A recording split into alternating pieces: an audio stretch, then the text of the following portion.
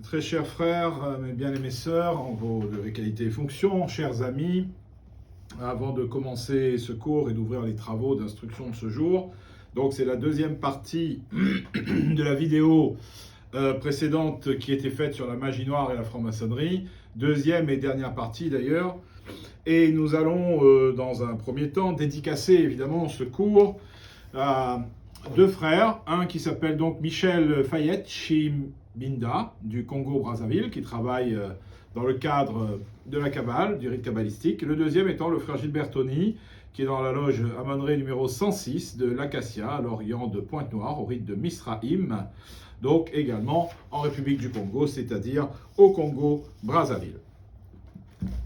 Alors, mon coup de maillet, les travaux d'instruction commencent.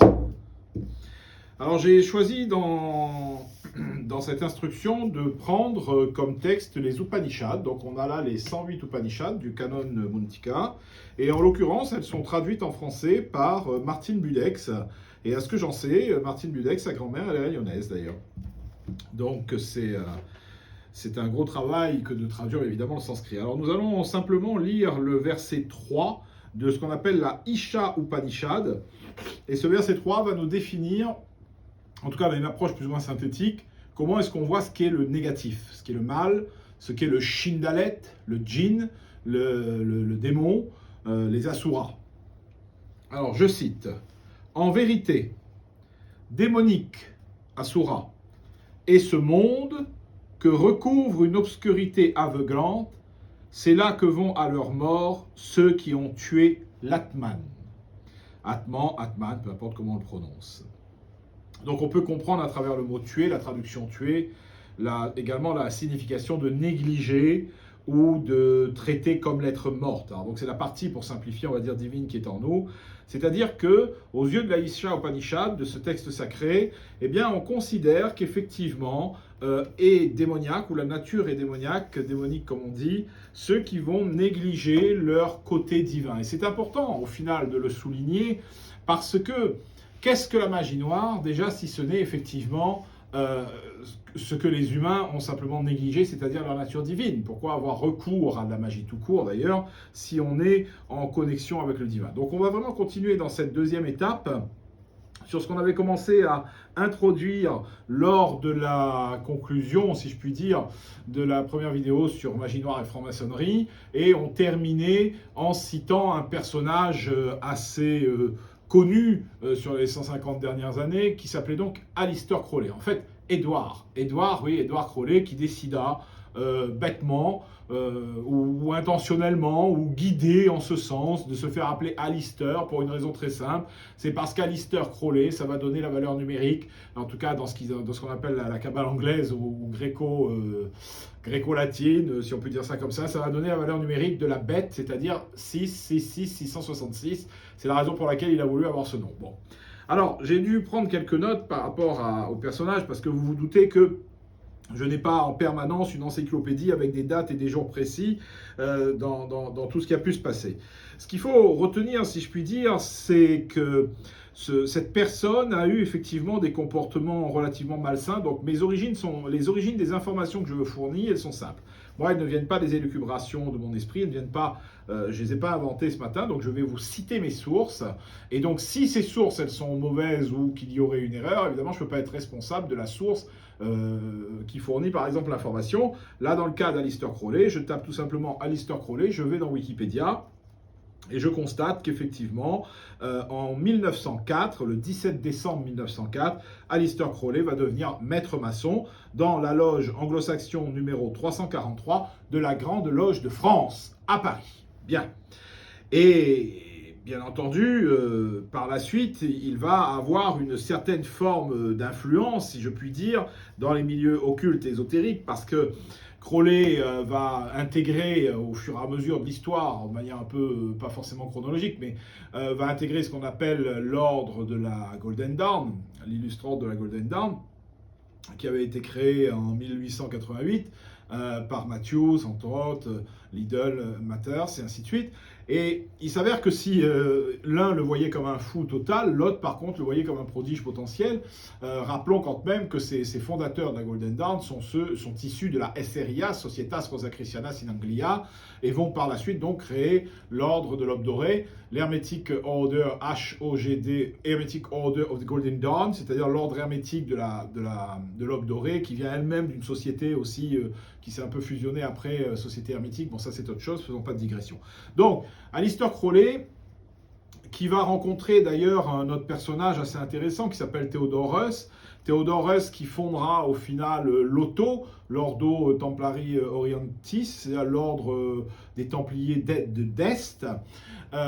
Theodorus qui va aussi obtenir une patente de Memphis Misraïm de John Yarker, et donc qui du coup va devenir ensuite grand maître du Memphis Misraïm, et c'est pourquoi on le souligne, parce qu'effectivement on sait très bien qu'Aleister Crowley, 95e, va se retrouver dans cette espèce de système, si je puis dire, du Memphis Misraïm, qui, n'ayant pas peur des mots, font partie, je dirais, des pages noires de notre histoire, mais il faut savoir le reconnaître. Et il est vrai que différentes branches vont naître de là et différentes choses vont être mises en place. Parmi ce qui effectivement va être mis en place, il y aura ce qu'on appelle la magia sexualis, donc certaines pratiques de magie liées comme du tantrisme à des formes de relations charnelles, sexuelles, bon, disons ça comme ça, et les dérives que ça comporte. Ça engendrera aussi, d'ailleurs, ne l'oublions pas, ce qui commence à être de plus en plus connu actuellement, mais bon, ce n'est pas le sujet là de la vidéo, mais ce qu'on appelle the chaos magic et la magie du chaos. Donc qui va engendrer derrière ça par exemple les sigils, qui va engendrer une nouvelle approche qui va essayer de se baser sur les Illuminatores de Thanator ou Thanatores, enfin qui avaient été précédemment mis en place, va effectivement développer de nouvelles branches, et ça existe encore actuellement, et de plus en plus d'ailleurs de magiciens ou de mages auront tendance à s'orienter vers cette magie du chaos, parce qu'ils considèrent y trouver une certaine forme d'efficacité. Mais bien, revenons-en à ce qui nous intéresse. Donc en l'occurrence, on a un peu vu là les relations avec Aleister Crowley entre autres. N'oublions pas quand même que Theodorus avait été initié à la Grande Loge Unie d'Angleterre, à la GLUA, à la United Grand Lodge. Donc ce sont quand même ces deux personnages de maçons qui viennent de structures, pour l'une comme la Grande Loge de France, bien assise, bien reconnue à ce jour, et pour l'autre comme la Grande Loge Unie d'Angleterre, bon là, si elle n'est pas reconnue, celle-là, il y a un problème. Donc effectivement, on voit quand même que c'est des personnes qui ne viennent pas de nulle part. Donc on le souligne parce que il est assez facile de garder ses distances et de vouloir jeter la pierre, mais il faut aussi reconnaître que concrètement, c'est bien ces structures qui les ont engendrées, créées et initiées. Donc, ce qu'ils feront par la suite ne peut pas être mis au compte, ou en tout cas ne peut pas être mis seulement au compte de Memphis Misraïm. Parce que si les autres structures ne les avaient pas initiées, on n'aurait pas eu à devoir gérer le problème par la suite. Donc il faut aussi que chacun reconnaisse un peu ses torts dans cette affaire. Maintenant, là où Aleister Crowley, effectivement, a un peu battu, lui, il a vraiment été à part, c'est-à-dire que Aleister Crowley, il a été reconnu même dans des journaux officiels comme la personne la plus mauvaise, négative, démoniaque, mais la plus perverse aussi de son époque. Les rites ou les pratiques sexuelles ou en rapport avec la sexualité et la magie qui avaient lieu étaient énormes. Je veux dire, on peut le trouver un peu partout. Il faut savoir qu'Aleister Crowley, quand même, a fait avoir des rapports sexuels. Enfin, il y a eu des boucs, des animaux qui couchaient avec des humains, dans des pentagrammes inversés, pour faire des... Enfin bon, un truc de complètement de barge, si je puis dire. Bien. Donc, il est effectivement un de ceux qui, dans ce monde magique, aura tendance à avoir amené ou dénaturé, si je puis dire, l'univers de la magie. Une fois qu'il a phagocyté, parce que je pense que le terme peut être employé, l'ordre hermétique de la Golden Dawn, il a détourné un peu cela avec sa téléma, et donc ses différentes lois, et ainsi de suite, et il a en fait amené vers la manière dont lui voulait que les choses se passent. Je pense que c'était... Bon, moi, personnellement, alors, cette personne donc est taxée de mage noir, c'est officiel. de magicien noir, mage noir, il pratiquait la magie noire, c'est reconnu par le monde profane, dans les journaux, les médias de l'époque, on en parle, donc évidemment on associe, puisque Memphis Misraïm, puisque enfin tout ça c'était un peu le même univers, hein, il faut le savoir, avec la Société théosophique, Blavatsky et puis Annie Besant, donc on va y revenir d'ailleurs, parce qu'à partir de là on va aussi parler de ce qu'est quelque part la magie noire au sens un peu plus hard, si on peut dire, du terme, plus puriste peut-être. Eh bien, est-ce qu'il l'était ou pas au final? La question, moi je me la pose, je vous la pose, je me la pose. Pourquoi je la pose? Bien. Parce que moi, en ce qui me concerne, dans mon analyse, pour moi, ça n'était pas un mage noir ou un magicien noir. C'était un détraqué mental, c'est tout. Un taré, un barjot. Enfin, il se base sur quoi? Alors, les livres de magie noire sont assez connus. Bon, vous avez le grand grimoire qu'on appelle le Dragon Rouge. Bon, ok, qui soi-disant est du 15e, 16e siècle, mais enfin on a compris au final que c'est un faux fait au 19e, 20e avec une technique qui était utilisée à l'époque médiévale, donc pour donner l'impression qu'il date de 1500. On a quoi? Le Grimorium Verum, par exemple, dans lequel on donne aussi toutes les classifications, comme dans le Dragon Rouge, avec tout ce qui s'appelle Lucifer, qui sont les rois, Belzébuth, les machins, enfin bon, bref, tout le Bataclan. Bon, ok, je veux bien, mais enfin déjà tout ça, la plupart sont des faux, donc se baser là-dessus, faire des rituels, nouvelles méthodes, revues, remasterisées avec des divinités, des déités qui en fait n'existent pas, n'ont jamais existé, ou sont des inventions, des élucubrations mentales, tout ça, il faut savoir qu'Aleister Crowley prenait de l'héroïne, parce qu'il avait une maladie, un problème de bronchite, si j'ai bonne mémoire, il est d'ailleurs mort de ça avec un arrêt cardiaque, bon, donc il prenait pour ses douleurs de l'héroïne, mais il était shooté en fait, ce qui fait que le mec c'était un drogué, qui avait des pratiques sexuelles ultra débridées, faut pas oublier quand même qu'Israël Regardi vient de là, et ainsi de suite. Enfin, je veux dire, c'est toute une branche qui est, comment dire ça, enfin, dans le 21e siècle, c'est difficile de le critiquer à l'état pur, parce que je risquerais de me retrouver avec toutes les associations LGBT sur le dos, mais enfin, c'était des gens qui avaient des comportements qui n'étaient pas dans l'ordre naturel des choses, pour être clair. Donc, est-ce qu'ils étaient effectivement rattachés, soumis à un démon ou une entité négative? Je veux bien. J'ai tendance à dire que c'était eux qui étaient l'entité négative en étant des débauchés et des voyous. Bon, mais est-ce que pour autant ils étaient vraiment des mages noirs? Moi j'en doute. Voire même je n'y crois pas trop. Je pense que c'était... Ce qu'il faut savoir quand même d'où il vient, il faut savoir que son oncle l'a élevé, l'a obligé à apprendre la Bible par cœur, c'était des milieux protestants, il se faisait tabasser, il la connaissait par cœur cette Bible, il y avait une révolte envers l'autorité religieuse, envers les campus classiques, il y avait aussi le fait que quand son père est mort, il ne l'a pas compris, pète psychologique, et au final, se dire, on verra bien si ça existe, on va essayer tout ce qui se passe, on verra si c'est vrai, et si ça ne marche pas, c'est que c'est de la foutaise. Et donc en fait, moi je ne le vois pas comme un mage noir dans le sens où il a la véritable compétence des mages noirs ou des magiciens noirs. Par contre, je le vois très clairement comme un taré qui a fait n'importe quoi. Et là, effectivement, peut-être qu'une entité négative ou deux se sont baladés là-dedans. Je veux bien. Mais bon, quoi qu'il en soit, on aura vu effectivement le fameux Aleister Crowley. Rappelons quand même que le Theodore Rust qui avait été cité, donc qui avait essayé de faire un réveil de l'ordre des Illuminati, donc qui va d'ailleurs nommer Rudolf Steiner, qui est le patron de l'anthroposophie, grand maître, un de ses grands maîtres adjoints. Donc tout cet univers est quand même très lié. Et effectivement, lorsque il va y avoir Crowley qui deviendra 95, parce qu'il était 33e du RE2A, je crois qu'il avait passé au Mexique ou un truc comme ça. Donc il va effectivement y avoir, là, à ce moment-là, un univers, je veux dire, un melting pot, où tout ça, ça bout avec, et les compétences, les compétences intellectuelles, en tout cas, sont repérées. Il est dommage que l'on n'ait pas pris en compte les compétences morales, parce qu'à ce moment-là, ces personnes, ou certaines de ces personnes, n'auraient jamais accédé à ces degrés supérieurs. Alors, nous allons maintenant parler d'une autre... c'est quand même ce qui est extraordinaire, c'est que ce sont tous des francs-maçons, quasiment tous issus de milieux protestants, et qui vont avoir des démarches un peu similaires. Alors là, je vais vous parler de quelqu'un maintenant, mais auparavant, je vais quand même vous citer un passage de La Lumière sur le Royaume. Je ne suis pas actionnaire, on est bien d'accord. Si jamais vous achetez le livre, je ne gagne pas un centime là-dessus. Mais bon, je considère que c'est un bon ouvrage, donc je le fais...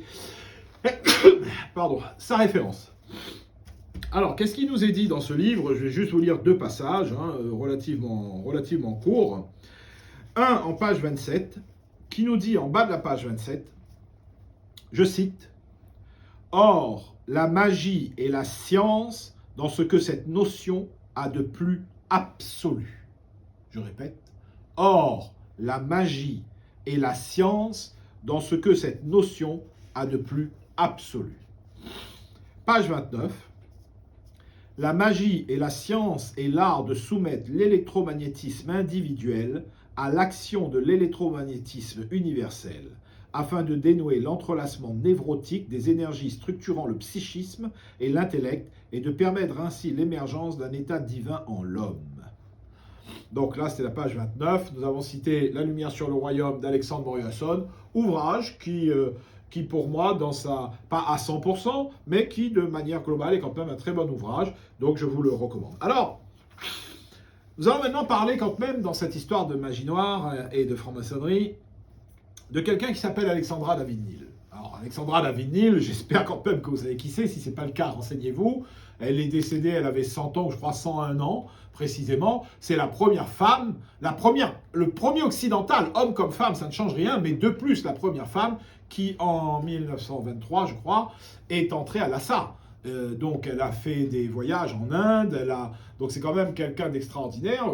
Elle a écrit pas mal d'ouvrages, elle parle justement de ce qu'on peut entendre par la magie noire, et elle aurait en tout cas, lors de ses voyages, constaté de ses propres yeux physiques et charnels, c'est ce qu'elle dit de son vivant, elle l'écrit, elle l'a même témoigné dans une vidéo, elle a vu un laboratoire ou ce qu'on appelle les Bongpo maintenant, B-O-N-P-O, mais que Bongpo, ça ferait référence au 8e siècle à peu près. Tandis que si on emploie le terme B-O avec deux points tréma N et un S, Bonds, à ce moment-là, on peut se référer sur une période beaucoup plus longue. On va y venir dans un instant, c'est-à-dire 16 000 à 18 000 ans. Et donc, elle l'aurait vu de ses propres yeux, ces sorciers, ces mages noirs, parce que là, on parle vraiment de magie noire et de mages noirs, préparer du jus de cadavre à partir d'un être humain qui était coincé en deux planches, qui ressemble à du béton et qui servait de pressoir. Et donc, il récupérait ce jus de cadavre et il le buvait, et ça leur permettait d'atteindre 900 ans ou 1000 ans. Alors, on pourrait se dire, mais c'est quoi ce délire? Depuis quand les gens ils vivent 900 ans, 1000 ans? Mais d'où est-ce que vous avez sorti cette connerie? Bon, ok, je veux bien. Pour autant, la Bible nous affirme clairement, quand on la lit, c'est écrit que à l'époque de Adam, ceci, cela, un tel, il a vécu 800 ans, l'autre 700, l'autre 900 ans, l'autre 1000 ans. Donc la Bible nous cite des périodes aussi longues qui nous interpellent et qui fait que du coup, vraisemblablement, d'un point de vue biblique et théologique, ça n'est pas une ineptie. D'un point de vue purement scientifique, je veux bien le reconnaître en premier. Alors qui était quand même Alexandra David-Néel? C'était la fille d'un franc-maçon, tout d'abord, et elle était à la Société théosophique d'Elena Petrova Blavatskaya, dit Elena Blavatsky, et elle va être initiée à la franc-maçonnerie, et elle est une des 16 fondatrices du droit humain, avec Maria de Reims en 1893. Oui, vous avez bien entendu, elle est une des fondatrices du droit humain. Le droit humain qui est quand même une grande structure qui fait à peu près 30 000 personnes actuellement, qui a d'ailleurs eu pour présidente Annie Besant, 33e du RE2A, mais qui était la présidente de la Société théosophique, laquelle Annie Besant, tout comme les autres, travaillait avec Elena Petrovna Blavatskaya, dit Elena Petrova Blavatsky. Or, Elena Blavatsky détenait une patente de Memphis Misraïm. Bien.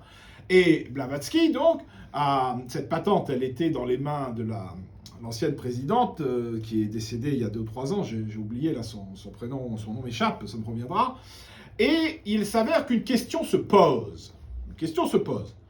Beaucoup disent, oui, il s'avère que Alexandra David-Néel, certains disent même Annie Besant, ont été initiés au droit humain. Écoutez, pourquoi pas? Je veux bien qu'ils ont été initiés au droit humain.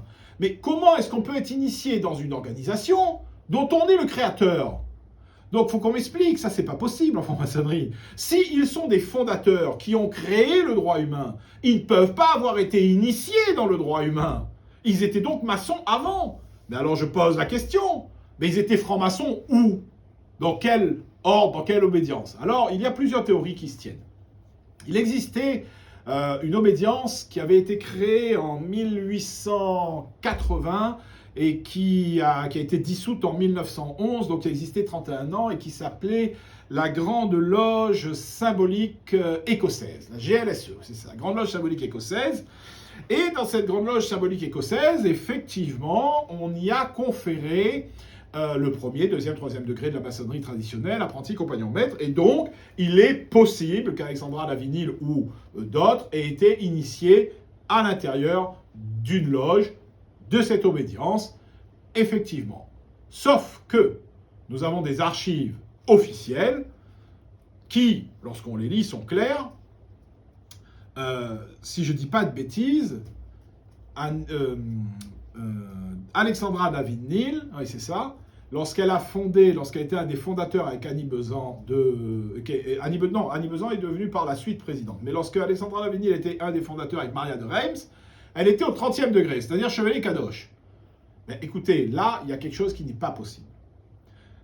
Qu'Alexandra Davinil ait été initiée à la GLSE, la Grande Loge Chamolique écossaise ou d'Écosse, je veux bien. Apprenti compagnon maître, je veux bien. Mais il n'avait pas de Suprême Conseil. Il y avait un Suprême Conseil de France, mais c'était que des frères. Ils n'allaient pas initier une sœur. Bien.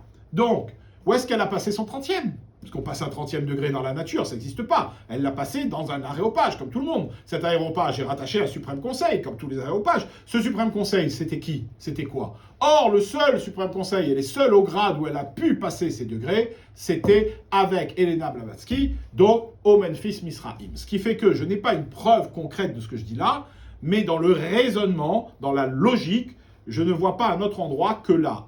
Et il s'avère que puisqu'Annie Besant était bien 33e du RE2A, mais qu'elle était présidente de la Société théosophique et qu'elles étaient ensemble, il est fort probable effectivement qu'ils ont pérégriné ou reçu des degrés ensemble. Quand j'étais en Inde, j'ai vu les locaux et il est clair qu'il n'y a pas de nom ou quoi que ce soit, mais il est clair qu'il y a énormément de choses qui se sont passées à cet endroit, ça c'est une certitude. Et il s'avère que de toute manière, le RE2A et le Memphis Misraïm ont dû se côtoyer très fortement et voire même s'entraider pour pouvoir faire des hauts grades. Je pense que des frères et sœurs du RE2A et de Memphis Misraïm ont travaillé ensemble à partir du 4e degré. Alors, pourquoi est-ce qu'on a fait cette digression sur Alexandra Davinil, sur Maria de Reims, bien sûr, sur Annie Besant et sur Elena Petrova Blavatsky? Parce qu'il faut comprendre qu'à l'époque, de toute manière, comme Théodore Heuss, il était à la Société théosophique, il faut comprendre que tous y gravitaient dans le même univers. Et Memphis Misraïm était présent. Or, Memphis Misraïm était une mouvance, et il l'est toujours en théorie, spiritualiste, ésotérique, occulte. Donc on s'intéresse au mystère, on s'intéresse au rituel, on s'intéresse à la religion, on s'intéresse au dogme, on s'intéresse à quoi ? Au divin. Or, les mouvances, elles, du droit humain ou autre, dès le début, portaient déjà les germes. Ils étaient pour la plupart socialistes, ils avaient des idées qui aujourd'hui vont enfanter ce qu'on appelle la laïcité, par exemple, et ainsi de suite. Certains droits, les combats pour des droits, du combat noble, au demeurant, il n'y a pas de souci. Mais par exemple, je sais que Annie Besant était une des premières femmes à se battre pour l'indépendance de l'Inde, d'autres se battaient pour les luttes ouvrières, les classes ouvrières, pardon, dans les luttes qu'il y avait. Donc effectivement, cette approche-là est intéressante parce qu'on se demande comment ça se fait, quelque part, qu'on peut à la fois être dans ce qui engendrera plus tard les mouvances actuelles qu'on a de la maçonnerie, qui sont malheureusement, je pense, remplies de beaucoup de dérives, et celles qui, justement, à l'origine, ne l'étaient pas, et qui étaient très empreints de spiritualité. Donc il y a peut-être un travail à faire en tout cas là-dessus, mais dans tous les cas de figure, ça n'est pas là où on veut en venir. Là où nous voulons en venir, c'est qu'effectivement, il y avait cette fameuse Grande Loge écossaise qui a engendré peut-être plusieurs personnes, dont d'ailleurs Madeleine Pelletier et Louise Michel, et qui par la suite, quand elle va disparaître, fait qu'on peut se poser des questions sur l'implication de Memphis Misraïm et surtout se demander est-ce que Alexandra Davinil avait ou pas, de manière directe ou indirecte, un rapport avec Memphis Misraïm. Je pense aujourd'hui pouvoir affirmer qu'elle était partagée entre deux modes de vie et deux modes de perception de la vie, elle-même d'ailleurs, fille de protestant, et qu'on le voit bien dans ses attraits pour le bouddhisme, qui au final est une religion, je dirais, athée, si je puis dire. On ne veut pas de Dieu, mais on est à fond en spiritualité, et c'était un peu son tempérament. On va être à fond dans ces combats socialistes ou ces tendances laïques ou autres, tout en étant à fond dans le côté rituelique, religieux, spirituel. Pourquoi pas? J'ai d'ailleurs connu une sœur qui, autrefois, quand elle était vivante, qu'elle repose en paix, Moïsette Parère, à Salon de Provence, qui me disait, tu sais Stéphane, elle est décédée à 99 ans, elle me disait, moi je suis une fanat totale de la Kabbale, ça faisait des décennies. Je lui dis, ah, ben, c'est magnifique. Et puis juste après, elle me dit, bon, après je suis athée. Et là je la regarde, je lui dis, j'ai pas compris ce que tu me dis. Elle me dit, je suis athée, ça veut dire je crois pas en Dieu. Oui, je dis, oui, ça j'ai compris. Mais comment tu es Kabbale et athée, c'est pas possible, c'est bizarre. C'est un chat qui miaule, ou un chat qui aboie, ou un chien qui miaule, c'est insensé ce qu'on me dit là. Mais bon, donc toutes les choses sont relativement possibles. Alors, ce qu'il faut comprendre, c'est que dans les échanges intellectuels qu'ils avaient autrefois, et ça c'est une certitude qu'il y avait par contre, ça c'est certain, qu'à des moments ou autres, ils étaient ensemble, ils discutaient tous ensemble, ils étaient assis autour d'une table, ils échangeaient leurs idées sans pour autant être dans la loge de l'un ou de l'autre, sans être maçon, peu importe, mais ça c'est sûr qu'il y avait cet échange-là pour qu'ils s'enrichissent et qu'ils essayent de mieux comprendre, quelque part un travail de loge d'ailleurs, dans les faits. Eh bien, il est clair que Alexandra David-Néel a apporté des connaissances et des informations qui venaient en l'occurrence de l'Inde, de l'Orient et du Tibet. Et là, on en vient au dernier point, si je puis dire, de cette intervention. Alors, cette information, vous pouvez aller sur le site alexandradavidnil.fr, donc alexandra-david-fr, nil.fr, le tiré est du 6, où vous aurez des informations, la chronologie sur elle. Et là, nous allons parler maintenant, puisque nous avons enclenché et introduit cela, de ce qu'on pourrait appeler la véritable magie noire. Alors, je ne parle plus là d'une magie occidentale, je parle d'une magie qui est quasiment une religion. Voyez-vous, il y a, en Occident, on est assez chaud, enfin, on est persuadé d'être le nombril du monde. Bon. Donc, pour nous, la religion la plus ancienne existante, ça serait la religion juive. 5 000, 6 000 ans, admettons, entre la donnée théologique et la donnée des historiens, des archéologues. Alors, il y en a, les scientifiques vont vous dire non, ils exagèrent, peut-être qu'ils sont juste à 3000, 3005. Les religieux vont vous dire pas du tout, on est presque à 6000. Bon, écoutez, comme vous voulez. Dans tous les cas de figure, ça ne dépasse pas 6000. Bien. Évidemment, islam, christianisme arrive après. Tout ce qui touche au zoroastrisme, masdéisme, et ainsi de suite. Bon, ça, ce sont des religions qui sont quasiment mortes, si je puis dire. Donc, il y a des parsis et tout, je veux bien, mais c'est pas très, très représentatif. Alors, il y a l'Inde maintenant. Alors en Inde, on peut dire le sikhisme, le jaïnisme, et ainsi de suite, ok. Tout ça, c'est un peu récent. La religion la plus ancienne, c'est l'hindouisme. Point. Point à la ligne. C'est l'hindouisme, tout vient de là, à peu près 5-6 000 ans. Donc on est bien d'accord qu'en réalité, de manière officielle, grosso modo, c'est judaïsme et hindouisme. Et bien, si on coupe la Terre en deux, ben, d'un côté de la Terre, c'est plutôt judaïsme, et de l'autre, c'est plutôt hindouisme. Bon. Lequel est plus ancien, vraiment? Est-ce que c'est plutôt l'hindouisme? On tend à croire que oui, mais peu importe. Ok. Mais c'est faux. Ces religions, elles ont quoi? 5 000 ans? 6 000 ans? Il y en avait d'autres avant. Vous me direz, oui, mais elles sont éteintes. Oui, mais pas toutes. Il y en a une qui existe depuis 18 000 ans et qui n'a jamais été éteinte. Elle est toujours là. Elle se pratique toujours. Et ça, c'est intéressant.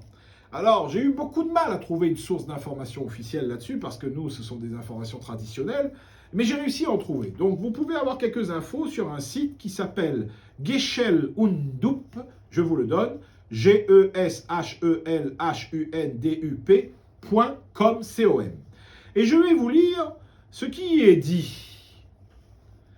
Actuellement, la religion la plus ancienne encore en activité, et remontant à environ 16 000 ans avant Jésus-Christ, soit environ 18 000 ans avant maintenant, est la religion Bonze, qu'on connaît sous le nom de Bonpo, qui est une religion qui vient de la préhistoire et dont le plus ancien guide connu s'appelait Tompa Shenrab, ou Shenrab Miwo, qui plus tard va être requalifié de Bouddha par les Tibétains lorsqu'il a fallu développer le bouddhisme au Tibet vers le 7e, 8e siècle. La particularité de la religion Bonze, que certains appellent désormais Bonpo, serait la capacité de certains de ses membres à vivre presque 1000 ans, et en l'occurrence en buvant du jus de cadavre humain, et en maîtrisant une forme de médecine mystique, de capacité de voyance et de psychisme très développée, ainsi qu'une rare maîtrise d'une magie antidiluvienne de très grande puissance. Alors, allez sur ce site, ce sont des autorités officielles reconnues par le Dalai Lama, qui ont siégé ensemble, hein, et vous trouverez effectivement un ensemble de choses. Alors voyez-vous, dans les pratiques rituelles de cette religion et de ce qu'elle a engendré, qu'on maintenant depuis le 6e, 7e, 8e siècle, on essaye de requalifier du Bouddha et cela, on trouve très clairement des traces de pratiques de pratiques malsaines. Bien.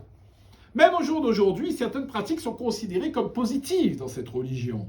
Lorsque vous mourrez, par exemple, il y a quelqu'un qu'on appelle, si ma mémoire est bonne, un Rogyapa, R-O-G-Y-A-P-A, et ce Rogyapa, eh bien, il va couper votre corps, votre chair, il va le donner à manger aux vautours, il va réduire vos os en poudre, il va en faire un mélange, il peut mélanger la viande ou les os avec de la farine, du miel ou une espèce de beurre, qu'il va donner aux vautours, et ainsi de suite. Bon, bref, il y a tout un rituel. Bon, écoutez, moi, en ce qui me concerne, j'entends le rituel, je veux bien la symbolique, mais enfin, je ne suis pas trop en harmonie avec le fait de manier ou de manipuler des os ou des corps morts comme ça pour y faire un peu tout et n'importe quoi. Bien. Il s'avère que dans les écoles qui enseignent cela, et c'est encore existant actuellement, qui est l'enseignement un peu plus amenuisé que ce qu'il y a pu avoir avant, eh bien, il y a des Ngakpa, c'est-à-dire des Ngakpa, je crois que ce sont, si je ne dis pas de bêtises, des espèces de moines qui ont le droit d'avoir une épouse et qui ont pas mal de pratiques qui relèvent clairement de choses où on va détruire, briser, porter malchance, assassiner et tout par la magie. Alors il s'avère que ils ont des rites et des cultes très spécifiques qui laissent à désirer, voilà, on va dire ça comme ça, et qui en tout cas dans la chaîne de la tradition hermétique est très clairement taxé de magie noire au sens propre du terme. Et ça n'a rien à voir avec un morceau de parchemin, une bougie et deux blabla d'un soi-disant Crowley qu'il y avait en Occident. Donc les pratiques sont beaucoup plus concrètes.